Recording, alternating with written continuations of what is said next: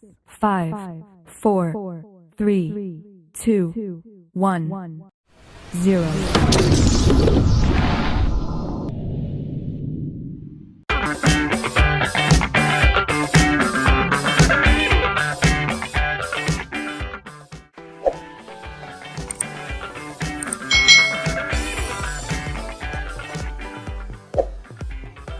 Hai, selamat datang di channel YouTube Kak Citra. Apa kabar adik-adik semuanya? Kak Citra berharap kalian dalam keadaan yang baik, sehat, dan siap untuk belajar ya. Hari ini kita akan belajar bersama-sama untuk mata pelajaran tematik kelas 6. Kita belajar di tema 7, kepemimpinan, subtema 2, pemimpin idolaku, pembelajaran yang ke-6. Mari adik-adik kita belajar dengan penuh semangat. Dalam keseharian, sudahkah kita bersikap seperti seorang pemimpin? Sikap apa yang sudah kita perlihatkan? Tentunya adik-adik, dalam keseharian kita harus bersikap seperti seorang pemimpin yang bertanggung jawab, jujur ya, yang mementingkan kepentingan bersama daripada kepentingan diri sendiri. Nah, nilai persatuan dan kesatuan harus dimiliki oleh seorang pemimpin. Seorang pemimpin itu yang memiliki nilai persatuan akan bersikap dan bertindak demi keutuhan para anggota yang dipimpinnya. Apalagi di Indonesia yang terdiri atas beragam suku, bangsa, kesenian, dan adat istiadat. Peran pemimpin ini sangat penting adik-adik, sangat diperlukan untuk menjembatani semua keragaman itu. Nah, dalam subbab ini kalian bisa mempelajari salah satu kesenian daerah, yaitu tari daerah yang dilakukan secara berpasangan.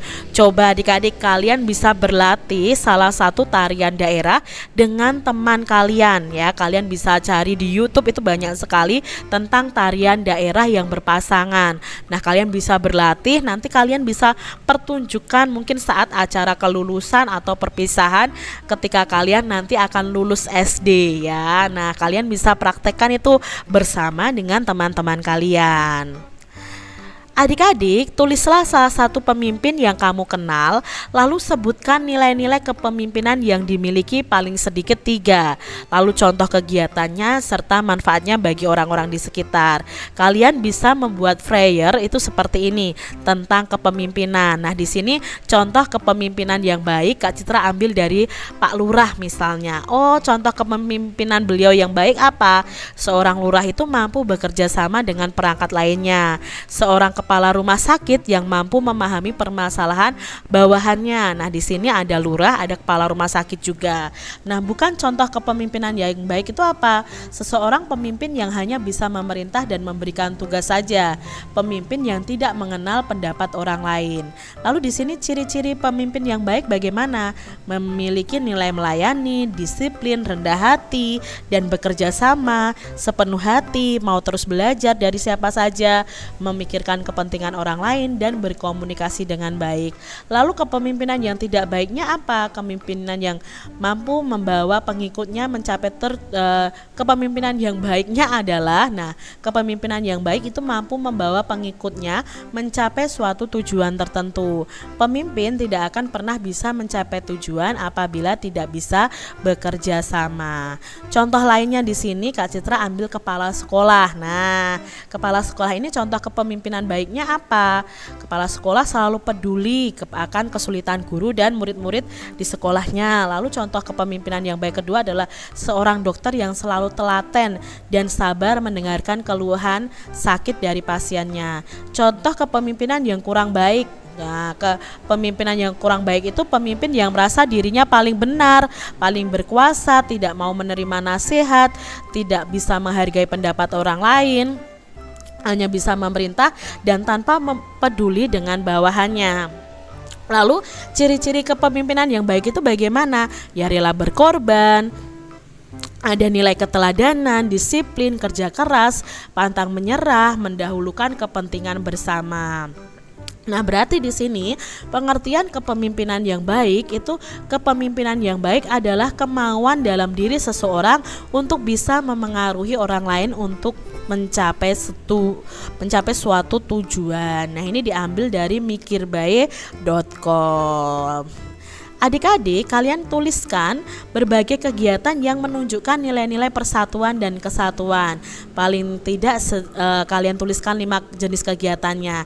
Nah, di sini Kak Citra sudah menyebutkan ya. Yang pertama ada bergotong royong membersihkan tempat ibadah, menjenguk dan membantu tetangga yang terkena musibah, membantu tetangga atau orang-orang di sekitar yang sedang melaksanakan hajatan, melayat tetangga yang meninggal dunia, turut aktif dalam kegiatan Siskamling dan PKK, turut aktif dalam lomba-lomba peringatan hari besar di daerah tempat tinggal.